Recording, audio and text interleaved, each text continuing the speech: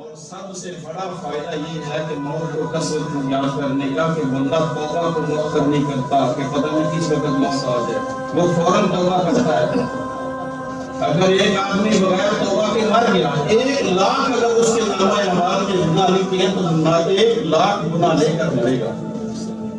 لیکن اگر سچے دل سے توبہ کر لیتے ہیں، سچے دل سے جو بندہ توبہ کر لیتا ہے، میرا رب فرماتا ہے کہ میں اس سے سارے گناہوں کو معاف کر دیتا ہوں اور مجھے کوئی پرواہ بھی نہیں ہے۔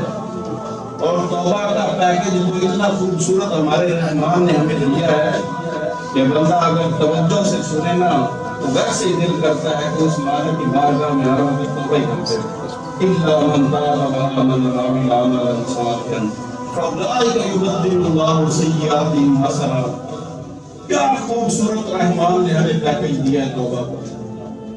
کوئی دنیا کا ایسا بڑے سے بڑا سخی ہو، بڑے سے بڑا بادشاہ ہو، اگر کوئی مجرم اس کے سامنے پیش ہو تو وہ زیادہ سے زیادہ یہی کرے گا نا کہ اس نے جتنی چوری کی ہے معاف کر دو۔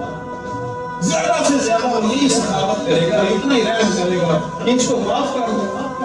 اس سے بڑھ کے اور کیا کر سکتا ہے دنیا میں؟ تو بڑا سے بڑا بھی سخی آ جائے، بڑا سے بڑا بادشاہ آ جائے اور پیکج دینا چاہے اپنی عوام کو، تو زیادہ سے زیادہ یہی کر سکتا ہے، مجرم کو کہے گا کہ معاف کر دو، کوئی سزا نہیں ہے۔